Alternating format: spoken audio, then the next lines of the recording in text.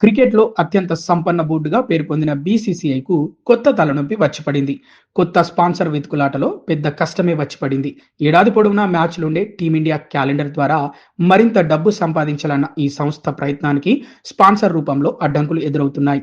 రాబోయే 2 ఏళ్ల పాటు భారత టైటిల్ స్పాన్సర్‌షిప్ హక్కుల కోసం బోర్డు ఒక్కో మ్యాచ్‌కు కనీస ధరగా 4.85 కోట్లను నిర్ణయించింది. అయితే బీసీసీఐ పేర్కొన్న అంచనాలకు తగిన విధంగా ఆఫర్ రాలేదు. ఇంతలోనే బిడ్డులకు సంబంధించిన గడువు ముగిసిపోవడంతో బీసీసీఐ బిడ్ దాఖలు సమయాన్ని పొడిగించాల్సిన అవసరం ఏర్పడింది. ప్రస్తుతం స్పాన్సర్‌గా ఉన్న ఐడీఎఫ్సీ ఫస్ట్ బ్యాంక్ మునుపటి ఒప్పందం ప్రకారం టీమిండియా ఆడే ఒక్కో మ్యాచ్‌కు బీసీసీఐకి 4.2 కోట్ల చొప్పున చెల్లిస్తోంది. అయితే ఇప్పుడు బీసీసీఐ ఒక్కో మ్యాచ్ ధరను గణనీయంగా పెంచడంతో స్పాన్సర్లు ముందుకు రావడం లేదు. రాబోయే 2 ఏళ్ల కాలంలో భారత జట్టు సుమారు 35 మ్యాచ్‌లు ఆడనుంది. ఈ లెక్కన స్పాన్సర్‌షిప్ హక్కులు పొందిన సంస్థ నుంచి పెద్ద మొత్తంలో నగదు అందుతుందని, దీని ద్వారా భారీ లాభాన్ని పొందొచ్చని బీసీసీఐ లక్ష్యంగా పెట్టుకుంది.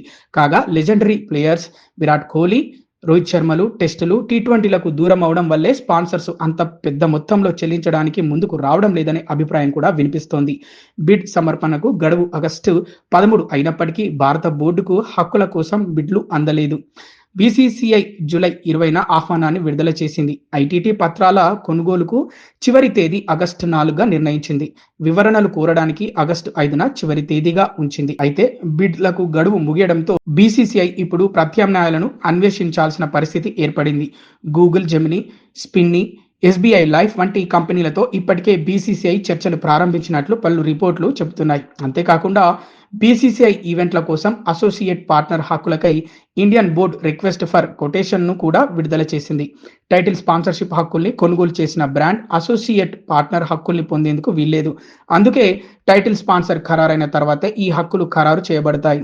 ఆర్ఎఫ్క్యూను కొనుగోలు చేయడానికి చివరి తేదీ ఆగస్టు 14 కాగా ఆగస్టు 16లోగా వివరణలు ఇచ్చుకోవాలి.